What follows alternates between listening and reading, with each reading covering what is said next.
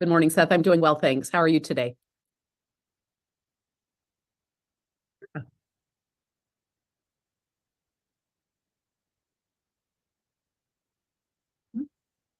Yes.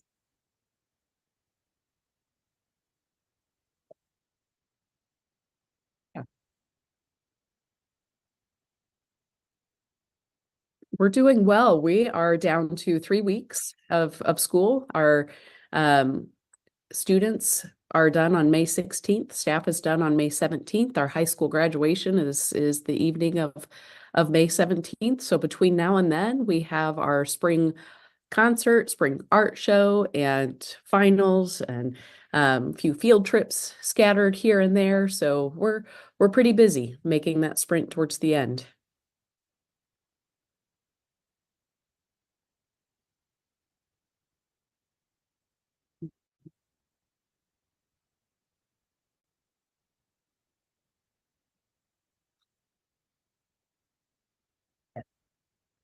Sure. We have prom this weekend, and so what we did was we hosted Sarah Gordo and DeLand Weldon high school students here at Bement on this past Monday, and it was Operation Prom Promise. In court, we collaborated with OSF. Um, Seth, it was pretty powerful. If you've never seen a prom promise, to have all of the high school students from our three districts together, and there were student participants from all of the districts as well. And what was simulated was two passengers in a car. Nobody was under the influence. Everything had been done as it was supposed to be. And then a car coming from the opposite direction where the driver was under the influence. And the situation was that the driver was swerving to hit a pothole, or to not hit, but to try to avoid a pothole. And since they were under the influence, then their reaction time was slower. And as they swerved, they did not get out of the way of the oncoming car. And then there was the head-on collision. So in this simulation, one of the passengers passed away. One had to be airlifted. The driver, who was under the influence, walked away from the accident. And so what our students were able to see was immediately after the accident happening, two people approaching and calling 911. And then I mean, real life experienced the wait time for first responders to arrive. And there we had paramedics, we had firefighters. They were able to observe jaws of life, and then, trying to get into the vehicle to extract the victims. And then from OSF, their life flight helicopter did come and land, and their crew came and loaded the student who needed to be airlifted. They didn't actually take her into the helicopter, but took her away from the scene out to the helicopter. And then the Piatt County coroner and local funeral home director also came, and our students witnessed then the coroner pronouncing the victim deceased, and then the coroner taking the student into the hearse. As the event was wrapping up, there was a poem read about, a student just, "I'm sorry, Mom. I did everything I was supposed to. I didn't drink, I didn't drive, but the other person did, and now I'm the one who's dead." And so if you've never seen that, it was incredibly powerful.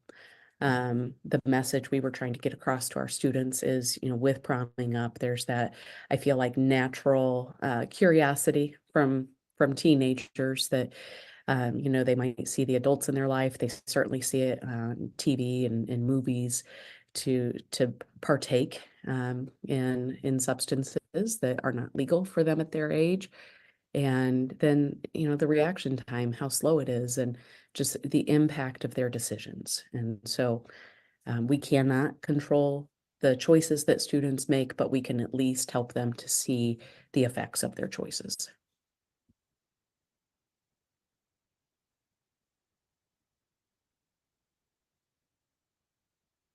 I did, and just in talking with some of the students afterwards, because in the moment, this lasted about 45 minutes, and during that whole time, And you could hear a pin drop. We were outside, but students were really tuned in and focused and talking with some of them afterwards and their realization. We had this planned. So our volunteer fire department was at the fire station. In an actual event, they would need to come from their house to the fire station and then respond to the scene. So where it took 10 minutes during the simulation, it would take probably a good 20, 25 minutes in an actual emergency. And that's what I heard most from them was how surprised they were at how long it took for help to get there.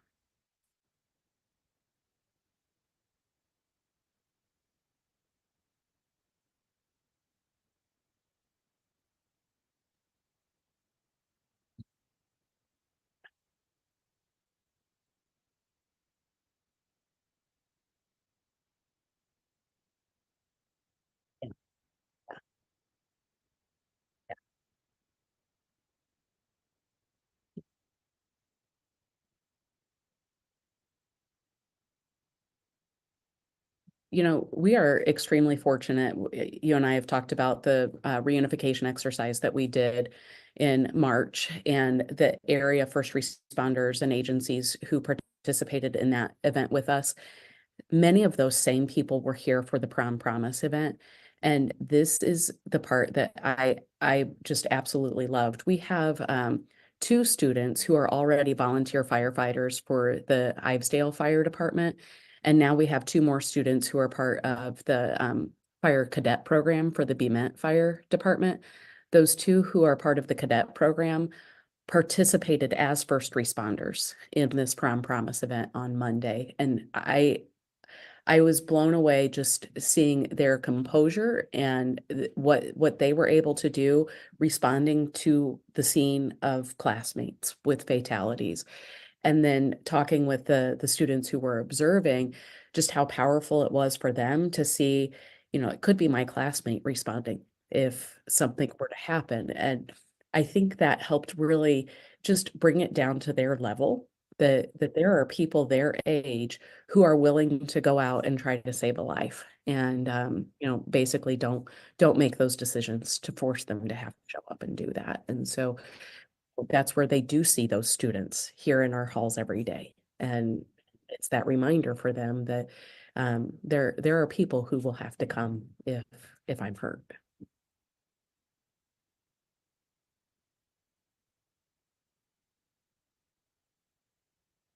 I don't think so, Seth. Thank you.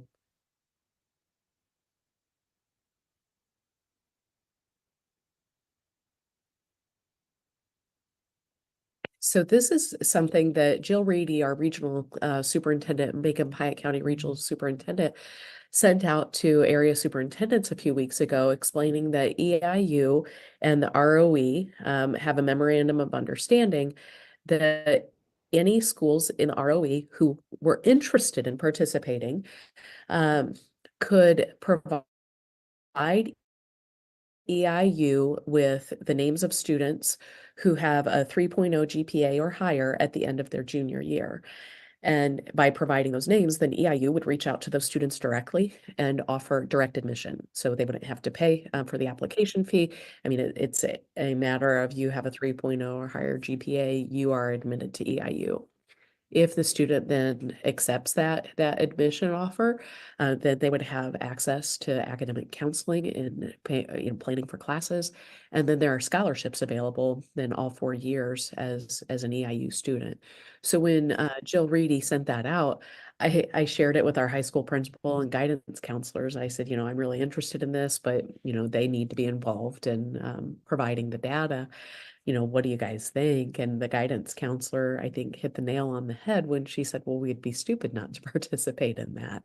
Like, absolutely. And so, I just followed up with Jill and said that Bement is interested. I am not 100% sure, but I believe all of the school districts in Macon and Piatt County are ROE 39. I believe all of the school districts have agreed to be part of this partnership with EIU. So, it's not just Bement, it's like I said, I believe it's all of the schools in our two counties. where we will let EIU know which students have that 3.0 GPA, and then they will reach out and, hopefully some students who might have considered going out of state or, moving out of the area, hopefully it would entice them to stay. And, maybe some students who haven't felt like college was the path for them, maybe it will encourage them to explore a path that they hadn't considered before.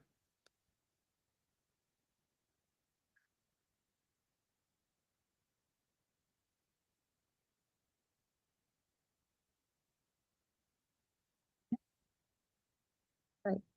Right.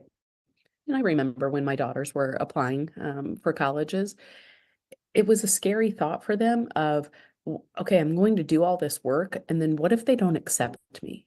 Just that fear of the failure, the fear of rejection.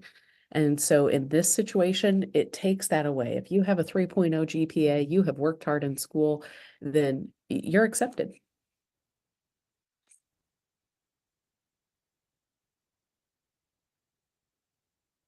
It does. So after we're done with finals this school year, then we'll get the names of those juniors, current juniors who have a 3.0 GPA or higher, and then EIU should reach out to them this summer.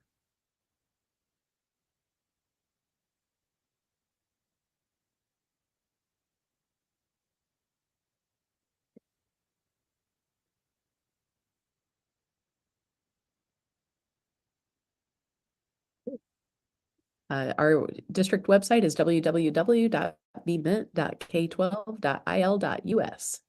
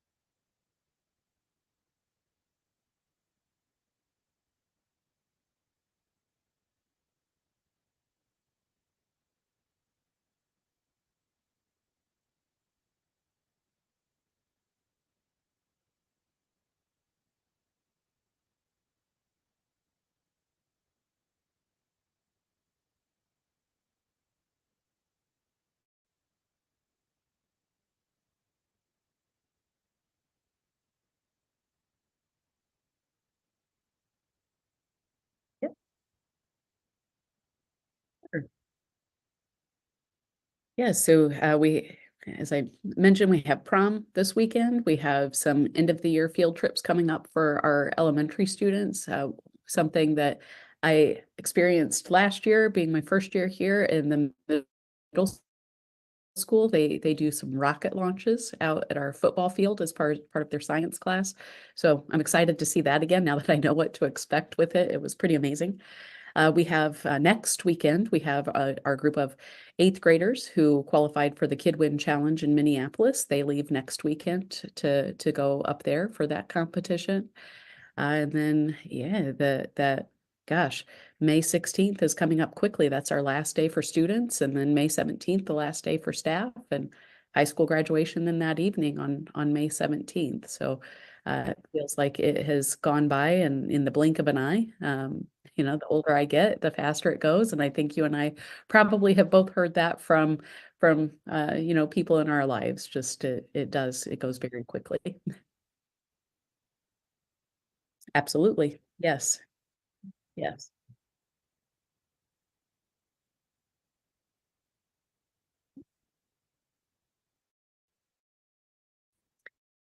This is typically when it has happened for Bement. Our school calendar is just slightly different, I feel like, than some other schools in the area. We all start relatively around the same time, but as a district, we don't take a fall break. And then our spring break, we do the Thursday, Friday before Easter and the Monday after Easter. We don't have a full week off.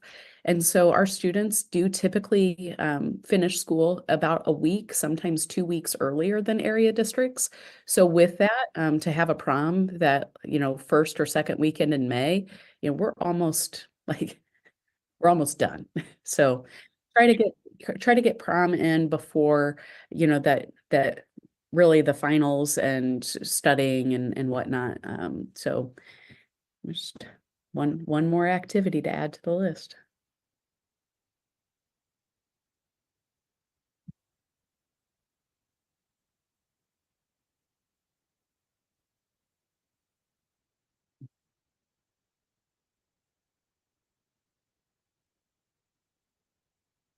This is the first time. So typically it was the Friday night of Memorial Day. And, experiencing that last year, I was asking just why. And the answer was, well, because that's how we've always done it. Um, I feel like with our school calendar, um, to have students out of going to classes for the amount of time that they had, um, and then coming back for graduation, it was tough. Just, they already had that feeling that they were quote done. So by moving graduation up so that it correlates with the end of the school year, I feel like we'll see how it goes. That's where we're trying some things out. But yeah, this is the first year that we have.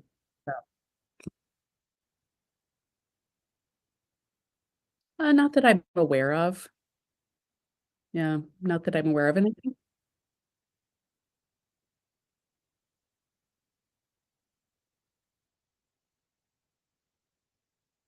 Yeah, yeah, I can see that. Well, and what we try to do with the schools in the area, I know the high school principals work together because, to have prom on the same weekend where kids might want to go to each other's proms, that would be a challenge. And same with graduation. We try to make sure that the graduations are not happening on the same nights so that people, who have family members at area schools, they can make it to each of them. So just trying to work together. Yeah.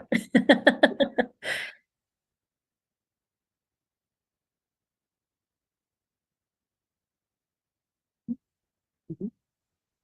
Yep. Yeah. Yeah, Seth, I'm glad you asked that. I was hoping to put a plug in. We have been able to hire a business teacher. We have hired a fifth grade classroom teacher. We've hired a guidance counselor. We are still looking for a middle school science teacher and an elementary special education teacher. We have had applicants. They have been offered jobs elsewhere.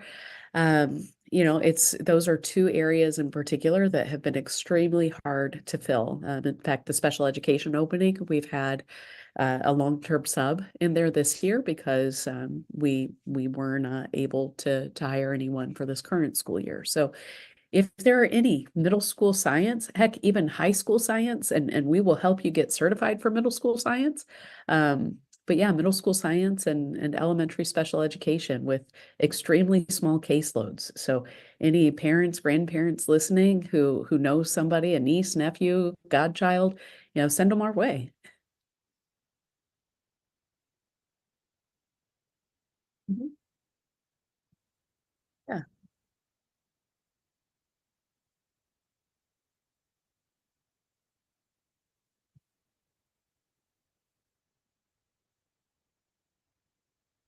Gosh, Seth, I hate to say it and jinx it. We have done pretty well this year with substitutes. Dr. Widener and I collaborated in the fall to do some sub recruiting events, and we have had some of those people who were interested. They're only subbing in our district or Sarah Gordo's district. So again, I hate to say it, I don't want to jinx it, but um, we've been okay with subs. Yeah. Yeah.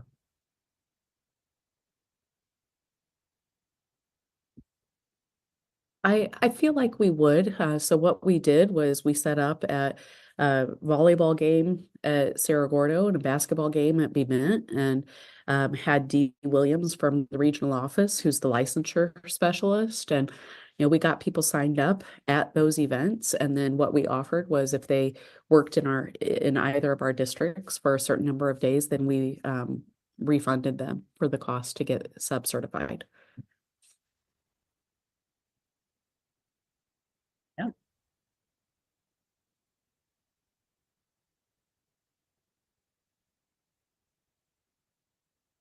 Yeah. www.bement.k12.il.us.